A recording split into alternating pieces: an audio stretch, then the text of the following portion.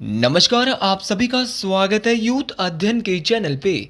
देखिए एक बार फिर से मैं आप सभी के बीच एचपी टीजीटी कमीशन 2025 के लिए इंडियन ज्योग्राफी का एक नया विषय भारत में कृषि लेकर आ चुका हूँ। इस टॉपिक को हम बहुत ही डिटेल से देखने वाले हैं, इसीलिए शुरू से लेकर अंत तक आप हमारे इस विषय में जरूर बने रहे। अगर बात करें भारत की, तो भारत देश एक कृषि प्रधान देश है। और अगर भारत की बात करें, अभी कृषि प्रधान देश क्यों क्यों है? क्योंकि भारत में 55% जो जनसंख्या है वो प्रत्यक्ष रूप से कृषि पर ही निर्भर है। आप देख सकते हो भारत पे जो 55% जो लोग हैं भारत के, वो किस पर निर्भर है? आपके कृषि पर निर्भर है। इस बात को आपने याद रखना है। अगर बात करें जो नेशनल इनकम है, राष्ट्रीय आय की जो गणना होती है, गणना के लिए केंद्रीय सांख्यिकी विभाग द्वारा भारतीय अर्थव्यवस्था को 3 क्षेत्रों में आकलन किया जाता है। तो जब राष्ट्रीय आय की गणना केंद्रीय सांख्यिकी विभाग, सेंट्रल स्टैटिस्टिकल ऑफिस जिसको आप सीएसओ कहते हैं, इनके द्वारा की जाती है, तो भारत की जो इकोनॉमी है उसको 3 भागों में उसका आकलन, उसको मेजर किया जाता है। आपके इसमें 3 सेक्टर है। एक आपका प्राइमरी सेक्टर जिसको प्राथमिक क्षेत्र बोला जाता है, दूसरा होता है द्वितीय क्षेत्र और तीसरा होता है तृतीय क्षेत्र। अच्छा, प्राइमरी सेक्टर में आता है आपका कृषि हो गया, जिसमें कच्चा माल तैयार किया जाता है। दूसरा होता है सेकेंडरी सेक्टर, जिसमें उद्योग आते हैं, जैसे कि आपका फैक्ट्रीज वगैरह में कच्चा माल तैयार होकर कहाँ जाएगा? फैक्ट्रीज वगैरह में जाएगा। और तीसरा जो आपका आता है वो आता है टर्शरी सेक्टर, जिसको आप सेवा क्षेत्र भी बोलते हैं। मतलब कि इसमें चीज़ों का क्या हो जाएगा? बनकर तैयार होकर जो है वो बाजार में बिकेगी। तो 3 क्षेत्र होते हैं। तो राष्ट्रीय आय की गणना के लिए जो केंद्रीय सांख्यिकी विभाग है, जो कि इसकी गणना करेगा राष्ट्रीय आय की, तो भारत की जो अर्थव्यवस्था है उसको इन्होंने 3 भागों में बांटा है। इस बात को आपने डिटेल से याद रखना है।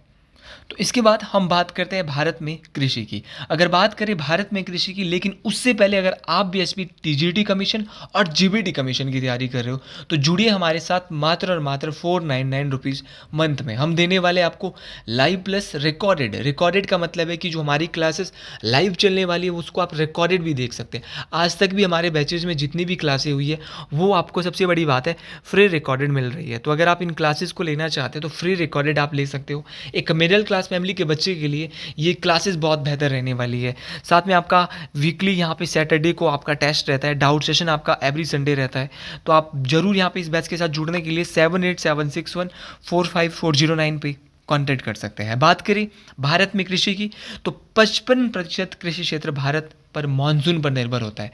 देखो 55% जो आपका कृषि, जो आपका एग्रीकल्चर एरिया भारत का है, वो किस पर आपका डिपेंड रहता है? तो मानसून पे डिपेंड रहता है। तो मानसून का आना बहुत ज़रूरी होता है। लेकिन 45% जो एरिया है वो सिंचाई पर आपका सिंचित होता है। तो ये आपको बात याद रखनी है कि 55% एरिया कृषि पर डिपेंड होगा और 45% एरिया सिंचाई पर डिपेंड होगा। और अगर बात करें भारत के किसान की, तो भारत के किसान जो है वो 60 से 65% जो किसान है भारत के, वो खाद्यान्न उगाता है। आपको पता होना चाहिए कि भारत का जो 60-65% जो किसान है वो अधिकतर क्या है? खाद्यान्न उगाएगा। खाद्यान्न मतलब जैसे गेहूँ हो गया, चावल हो गया, तो ये उगाने वाले किसान ज़्यादातर भारत में होते हैं। और 35 से 40% जो किसान भारत का है वो क्या करता है? वाणिज्यिक फसलें उगाते हैं। मतलब कि उनका जो मकसद कृषि से होता है वो पैसा कमाना होता है। खाद्यान्न मतलब खाने की वो चीज़ें नहीं होता है।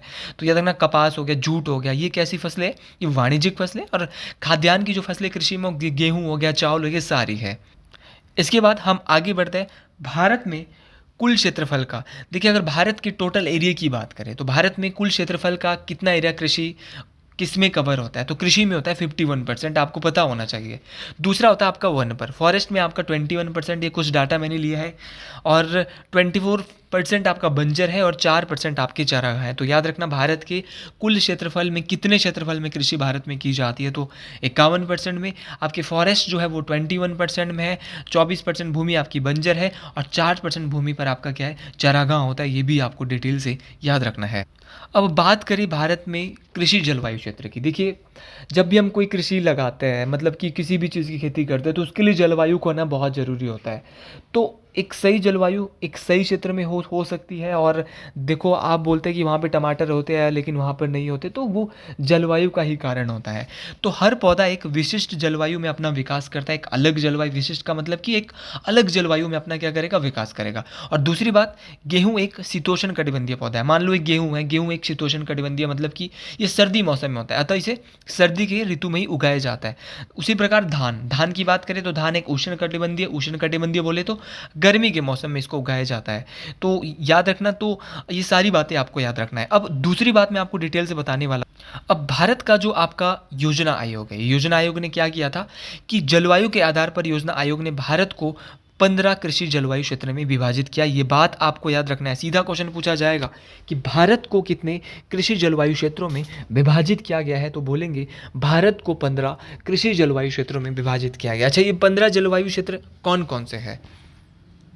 तो ये है आपका पश्चिमी हिमालय भाग, दूसरा है पूर्वी हिमालय भाग, क्लास में हम इससे भी डिटेल से बढ़ रहे हैं। तीसरा है निचला गांगे मैदान, चौथा है मध्य गांगे मैदान, पांचवा है उच्च गांगे, फिर गांगे पार मैदान क्षेत्र, फिर आपका पूर्वी पठार, केंद्रीय पठार, पश्चिमी पठार, फिर दक्षिणी पठार है, पूर्वी तटीय मैदान है, पश्चिमी तटीय मैदान है, गुजरात मैदान क्षेत्र है, पश्चिमी मैदानी क्षेत्र है और द्वीप क्षेत्र है। तो ये सारे के सारे 15 क्षेत्र है, जिसका आप स्क्रीनशॉट लेके इनको पढ़ भी सकते हैं। बहुत ही डिटेल से आप इनको सेव भी अपने पास रख सकते हैं। अच्छा, अब बात करें भारत की जो कृषि है उसके समक्ष कुछ समस्याएं उत्पन्न होती है। वो समस्याएं कौन कौन सी, एक एक करके तीनों की बात करेंगे। तो सबसे पहले बात करते हैं मानसून पर अत्यधिक निर्भरता। अच्छा, मानसून की बात करें तो मानसून पर अत्यधिक निर्भरता की बात करें तो भारतीय कृषि को मानसून का जुआ कहा जाता है। अब क्यों कहते हैं मानसून का जुआ? मैंने शुरुआत में ही आपको बोला था कि भारत का जो 55% जो कृषि है वो मानसून पर डिपेंड होती है, तो इसीलिए भारत की कृषि को क्या कहते हैं? मानसून का जुआ भी कहते हैं। दूसरा है कृषि का अशिक्षित एवं परंपरावादी होना। मतलब कि कृषि क्या है? अशिक्षित तो है ही, दूसरा क्या है? परंपरावादी है। मतलब कि क्या होता है, भारत का जो अधिकतर ज़्यादातर जो किसान होगा ना, वो क्या करेगा? वो अनपढ़ है भाई, अशिक्षित होगा, जिससे वो पुराने तरीके से कृषि करता है। जैसे कि पहले करता था तो वो सोचेगा दोबारा भी वैसे ही करते हैं। तो ये क्या है? दूसरी सबसे बड़ी समस्या है कृषि का अशिक्षित एवं परंपरावादी होना, की रूढ़िवादिता, जैसे पहले वैसे ही दोबारा करेंगे, तो ये चीज़ थोड़ा भी ठीक नहीं है। अगला है कृषि जोतों का छोटा आकार। मतलब भारत में 2/3 किसानों के पास 1 हेक्टेयर से भी कम की भूमि है। भारत की जो मतलब कि 67% के आसपास जो किसान है उनके पास भूमि कम है। मतलब कि कृषि जोतों का क्या है? छोटा आकार है। तो 3 समस्या है, मानसून पर अत्यधिक निर्भरता, दूसरी समस्या कृषि का अशिक्षित एवं परंपरावादी होना, कृषि जोतों का छोटा आकार। अगला है बीज की निम्न गुणवत्ता। तो देखिए, भारत में कृषि पर रिसर्च करने के लिए बहुत कम पैसे खर्च करता है, ये तो आप सब लोग भी जानते हैं। और यहाँ पर निम्न गुणवत्ता के बीज प्रयोग किए जाते हैं, जिस कारण यहाँ पर क्या होती है? पैदावार। नॉर्मल सी बात है कि जब आप कृषि पर रिसर्च कम करेंगे तो निम्न गुणवत्ता के बीज आप जो है यूज़ करेंगे। आपको हाइब्रिड के जो बीज है वो आपको पता नहीं चलेंगे, तो आप क्या है, लो लेवल के बीज जो है वो यूज करोगे, तो आपकी जो फसल है वो क्या है, आपकी जो पैदावार है वो भी कम होगी। तो बीज की निम्न गुणवत्ता, ये भी सबसे बड़ा रीजन है। अगला है भंडारण की पर्याप्त सुविधा। भंडारण की पर्याप्त सुविधा ना होने के कारण भारत में बहुत सा अनाज क्या है, सड़ जाता है। ये भी आपको याद रखना है कि क्या होता है, भारत में इतने ज़्यादा स्टोर नहीं है, जहाँ पे अनाज होता है वहाँ पे स्टोर नहीं है, तो स्टोर ना होने के कारण बाहर होता है तो वो खराब हो जाता है। तो ये 5 समस्याएं मैंने आपको बता दी कृषि के समक्ष जो यहाँ पे हमको दिखती है। अब बात करते हैं ऋतुओं के आधार पर फसलों का वर्गीकरण। जो आपका जो ऋतुएं होती है, आपका जो सीजन आता है, उसके आधार पर हम 3 प्रकार की कृषि देखेंगे। तो सबसे पहले हम देखेंगे रबी की फसल, फिर देखेंगे खरीफ की फसल, फिर देखेंगे जायद की फसल। तो 3 प्रकार की फसलें भारत में हैं। देखिए, जब भी हम बात करते हैं रबी की फसल की, तो रबी की फसल की बुआई कब होती है? तो याद रखना, अक्टूबर नवंबर में रबी की फसल की बुआई हो जाती है और कटाई जो इसकी होती है वो मार्च और अप्रैल में होती है। तो ये बात आपको याद रखनी है। अच्छा, रबी की फसल शीत ऋतु में, तो देखो बुआई इसकी कब हो रही है? ये शीत ऋतु की फसल क्यों है? क्योंकि अक्टूबर नवंबर में सर्दी आ जाती है और मार्च अप्रैल तक जब तक गर्मी आनी होती है, तो सर्द के मौसम में ही जो है वो रबी की फसल को बोया जाता है। और दूसरी बात आपको क्या याद रखना है, रबी की फसल में गेहूँ रबी की फसल है, जौ हो गया, सरसों हो गया, चना हो गया, मटर हो गया, आलू हो गया। तो ये सारी की सारी क्या है, रबी की फसलें हैं। ये भी आपको याद रखना है। सीधा क्वेश्चन आता है, निम्नलिखित में से कौन रबी की फसल है? तो गेहूँ, जौ, सरसों, चना, मटर और आलू। क्वेश्चन पूछेगा कि कौन सी भारत की ऐसी फसल है जो कि शीत ऋतु की है? तो बोलेंगे रबी की फसल ही शीत ऋतु की फसल भी है। और दूसरी बात आपको क्या याद रखनी है? दूसरी बात आपको याद रखनी है, इसकी बुआई अक्टूबर नवंबर में और कटाई जो होती है वो मार्च अप्रैल में होती है। इस बात को आपने याद रखना है। दूसरी बात अगर मैं आपको बताना चाहूँ, खरीफ की फसल की बात करें तो खरीफ की फसल की बुआई जून जुलाई में होती है। कब होती है? जून और जुलाई में इसकी बुआई होती है और इसकी जो कटाई होती है वो नवंबर और दिसंबर में होती है। ये भी आपको याद रखना है। ये थोड़ा इसके अपोजिट है। खरीफ की जो फसल है वो मुख्य रूप से मानसून ऋतु में, जब मानसून आते हैं ना जून जुलाई में, तब जाके ये शुरू होती है, तब जाके इसको बोया जाता है। और मानसून पर कहूँ तो डिपेंड भी होती है। याद रखना इसमें आपका धान आएगा, बाजरा आएगा, कपास आपकी खरीफ की फसल है, जूट हो गया, गन्ना हो गया, मक्का हो गया, उड़द हो गया। इन दोनों को डिवाइड करना आपको आना चाहिए। गेहूँ, जौ, सरसों, चना, मटर और आलू, ये बहुत इंपॉर्टेंट है। लेकिन आपके ये भी सबसे इंपॉर्टेंट है, आपको ये भी याद रखने बहुत ज़रूरी है। ठीक है, धान हो गया, बाजरा हो गया, कपास हो गया, जूट हो गया, गन्ना हो गया, मक्का हो गया और उड़द हो गया। ये सारी बातें भी बहुत बहुत इंपॉर्टेंट है। तो रबी की फसल बोई जाती है अक्टूबर नवंबर में और कटाई इसकी होती है मार्च अप्रैल में। लेकिन खरीफ की बात करें तो इसकी बुआई जून जुलाई में और कटाई होती है इसकी नवंबर और दिसंबर में। उसी प्रकार है जायद की फसल। जायद की फसल की बात करूँ तो जायद की फसल की जो बुआई होती है वो मार्च में होती है और कटाई जून में हो जाती है। मतलब बहुत कम समय के लिए ये जायद की फसल होती है। जायद की फसल की बात करें तो जायद की फसल रबी तथा खरीफ की फसल की बीच की फसल होती है। तो जब रबी की फसल कट जाती है और खरीफ की यहाँ पे जो है बुआई होने वाली होती है, तो उस बीच एक फसल होती है जिसको बोलते हैं जायद की। तो रबी और खरीफ के बीच कौन सी फसल होती है, तो बोलेंगे जायद की फसल सर होती है। गलती नहीं करनी है, एग्जामिनर जैसे भी क्वेश्चन पूछेगा आप गलती करोगे तो आप पछताओगे, इस बात को आपने डिटेल से याद रखना है। तो जायद की फसल रबी तथा खरीफ के बीच होती है और ये फसल जो है वो सूखे मौसम में होती है, ज़्यादा बारिश की इसकी आवश्यकता नहीं होती है। तो याद रखना ये सूखे मौसम में उगाई जाती है। इसमें आपका तरबूज, खरबूजा और ककड़ी याद रखना है, बहुत इंपॉर्टेंट। तो याद रखना है तरबूज हो गया, खरबूजा हो गया, ककड़ी हो गया और खीरा हो गया, ये सारी की सारी किसकी फसल है, जायद की फसल है। तो याद रखना 3 फसलें पड़ी, रबी की फसल, खरीफ की फसल और आपकी जायद की फसल।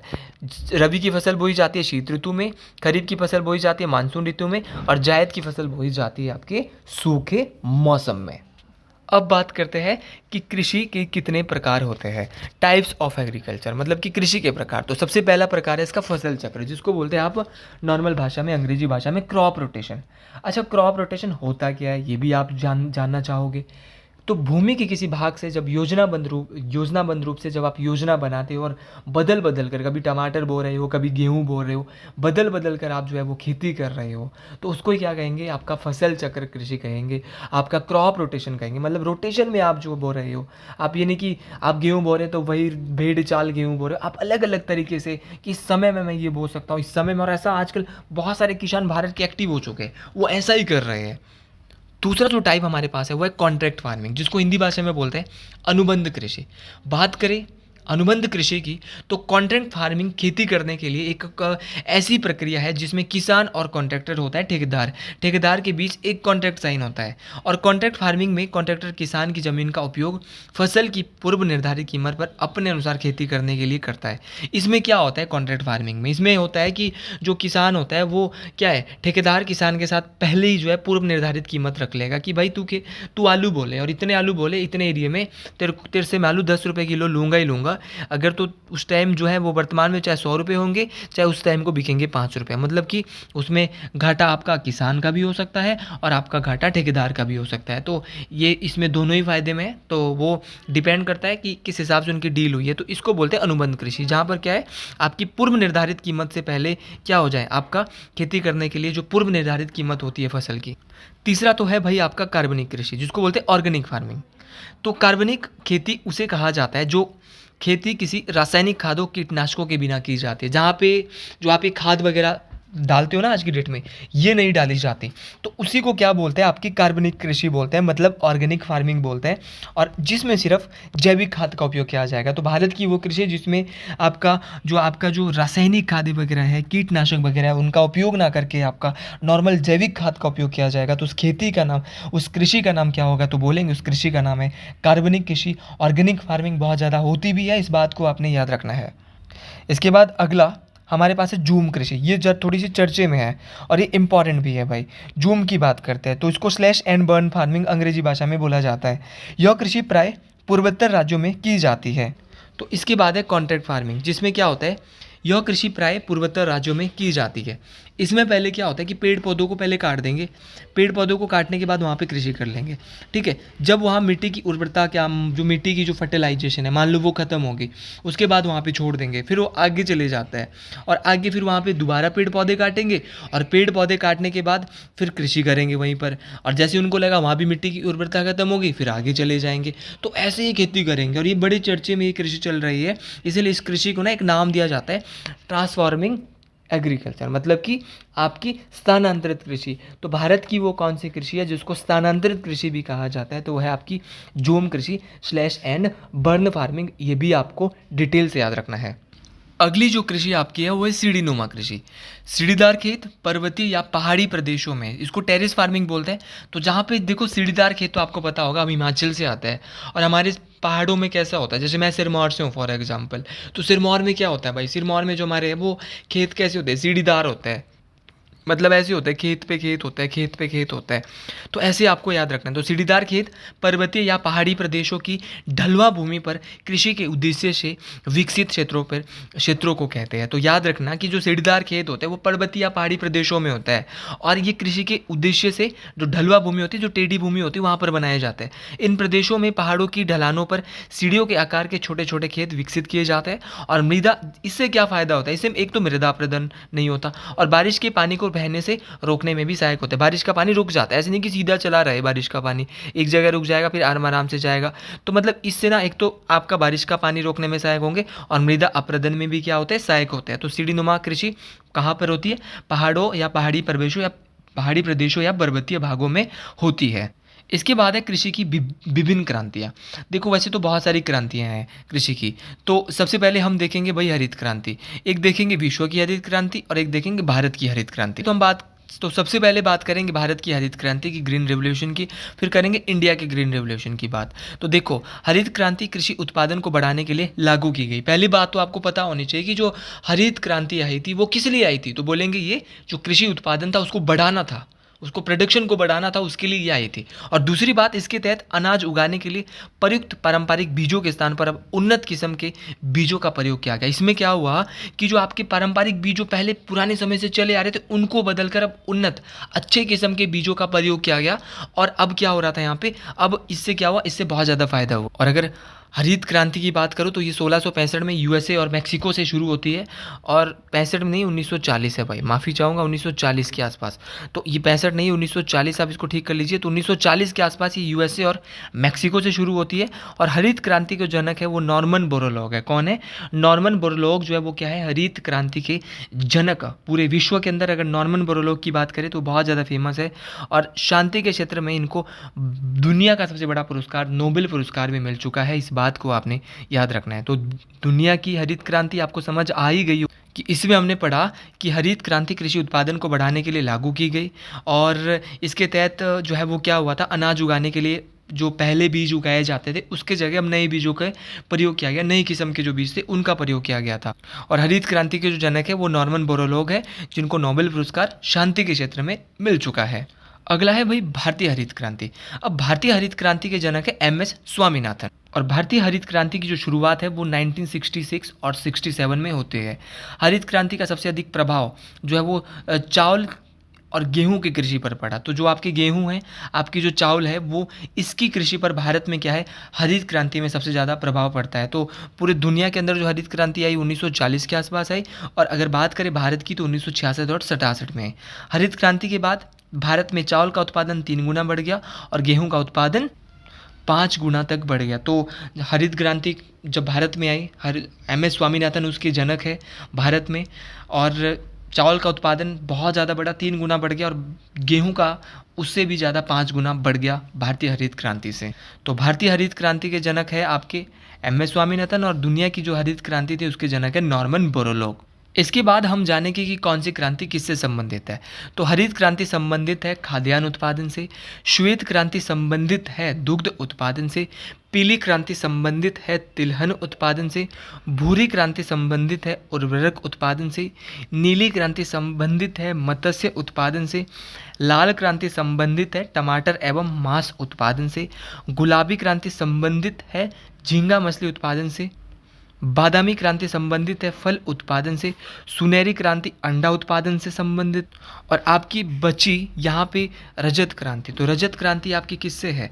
तो रजत क्रांति हमने, आप कमेंट बॉक्स में बताएंगे कि रजत क्रांति आपको पता होनी चाहिए किससे है। अच्छा, काली क्रांति पेट्रोल से है और गोल क्रांति आपके आलू से है। यहाँ लिखना मैं भूल गया, काली क्रांति पेट्रोल, रजत आप बताएंगे किससे संबंधित है। तो रजत क्रांति आप सुन लीजिए, अंडा उत्पादन से है रजत क्रांति, है ना। सुनहरी क्रांति फल से है, बादामी क्रांति मसाला से है, गुलाबी क्रांति झींगा मछली उत्पादन से, लाल क्रांति टमाटर से है। तो ये आपने देख लेना है, थोड़ा इसको ठीक कर लेना। एक क्रांति आता है टोटल कुल मिला के इंद्रधनुषी क्रांति। तो इसमें हरित, पीली, नीली, लाल, गुलाबी, भूरी, धूसर, अन्य सभी क्रांतियों को साथ लेकर चलने का लक्ष्य है। इसी को क्या बोलते हैं? इंद्रधनुषी क्रांति। तो सीधा क्वेश्चन आएगा कि इंद्रधनुषी क्रांति में क्या क्या आता है। तो इसमें हरित आती है, पीली आती है, नीली आती है, गुलाबी आती है, इसमें सारी की सारी आती है। इसके बाद है भारत की कुछ प्रमुख फसलें। सबसे पहले बात करते हैं चावल की। तो चावल भारत की प्रमुख खाद्य फसल है। सीधा क्वेश्चन आपको आ सकता है, भारत की प्रमुख खाद्य फसल है चावल। भारत विश्व का 21.7% चावल उत्पादन करता है, और भारत में सबसे ज़्यादा जो चावल का उत्पादन होता है वो पश्चिम बंगाल में होता है, और विश्व में सबसे ज़्यादा जो चावल का उत्पादन होता है वो कहाँ पर होता है भाई? चीन में होता है। ये भी आपको डिटेल से बात याद रखनी है। भारत का जो चावल अनुसंधान संस्थान है वो कहाँ पर है? कटक में है। तो याद रखना है, भारत का चावल अनुसंधान संस्थान कहाँ पर है? कटक उड़ीसा में है। ये भी आपको डिटेल से याद रखना है। तो भारत का चावल अनुसंधान संस्थान कहाँ पे है? तो ये कटक में, कहाँ पर? उड़ीसा में। ये भी आपको डिटेल से याद रखे जाना है। तो चावल के बारे में आपको पता होना चाहिए कि चावल भारत की मुख्य खाद्य फसल है। विश्व का 21.7% चावल का जो उत्पादन है वो हमारा देश भारत अकेले करता है। विश्व में सबसे ज़्यादा चावल का उत्पादन भारत कौन करता है? सिर्फ चीन करता है, भारत नहीं करता। और भारत में सबसे ज़्यादा चावल का जो प्रोडक्शन है वो पश्चिम बंगाल में उत्पादन होता है। और केंद्रीय चावल अनुसंधान संस्थान, central rice research centre, Bharat के कटक उड़ीसा में स्थित है। इसके बाद बात करते हैं गेहूं की। गेहूं की बात करें तो विश्व में गेहूं उत्पादन में, गेहूं के प्रोडक्शन में चीन ही पहले नंबर पे आता है, और चीन के बाद भारत का पूरे दुनिया में दूसरा नंबर है। बहुत बड़ी बात है। और भारत विश्व के लगभग 12%, कितने परसेंट? सीधा क्वेश्चन पूछेगा कितने परसेंट गेहूं का उत्पादन करेगा, बोलेंगे 12% गेहूं का उत्पादन करेगा। इस बात को आपने याद रखना है।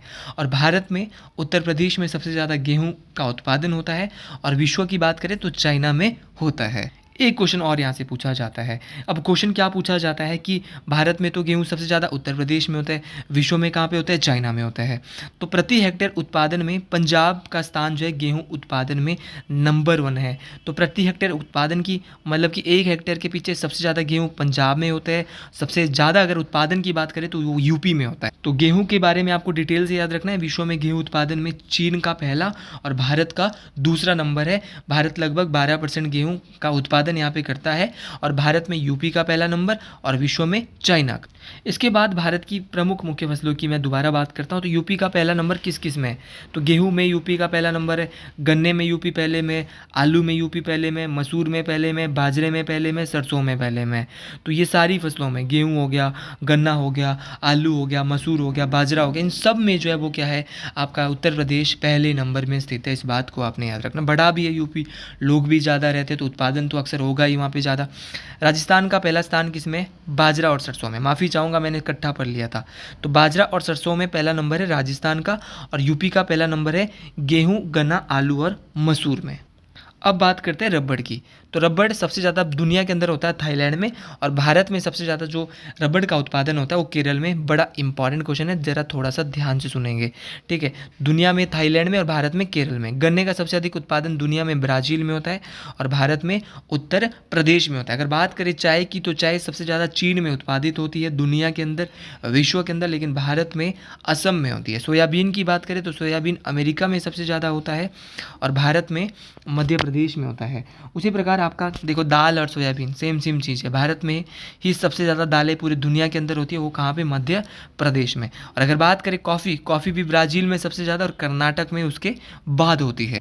तो ये सारी चीज़ें आपको याद रखनी है। रबड़ हो रहा है थाईलैंड में, दुनिया में सबसे ज़्यादा, भारत में केरल में होता है। गन्ना ब्राज़ील में, भारत में यूपी में होता है। चाय दुनिया के अंदर चीन में सबसे ज़्यादा और असम में उसके बाद होती है। सोयाबीन अमेरिका में होता है और मध्य प्रदेश में उसके बाद होता है। कॉफ़ी ब्राज़ील में सबसे ज़्यादा और कर्नाटक में उसके बाद होती है। दाल भारत में ही सबसे ज़्यादा होती है, और होती कहाँ पर है, मध्य प्रदेश में होती है। तो ये सारी चीज़ें आपको याद रखनी है। देखिए, भारत में कृषि वाला टॉपिक थोड़ा मैंने फास्ट आपको ज़रूर पढ़ाया, लेकिन इसमें चीज़ें बहुत सारी थी, तो मैं सोच रहा था कि कम टाइम में कवर कर सकूँ। अगर आपको अच्छा लगा हो तो कमेंट बॉक्स में एक नाम एक नारा ज़रूर लिखिए एक बार पुनः। हर हर महादेव, हर हर महादेव आप नोट कर सकते हो। बाकी आपके कोई और भी देवी देवता है, उनका नाम आप ज़रूर यहाँ पे कमेंट बॉक्स में मेंशन कर सकते हो। इससे ना मोटिवेशन आता है और एक अलग मोटिवेशन आता है। ठीक है, आप जिसको भी मानते हो उनका नाम कमेंट बॉक्स में ज़रूर लिख सकते हो। तो आज के लिए इतना ही। तो मिलते हैं अगले वीडियो में बहुत जल्द। हर हर महादेव, जय हिंद, जय हिमाचल प्रदेश।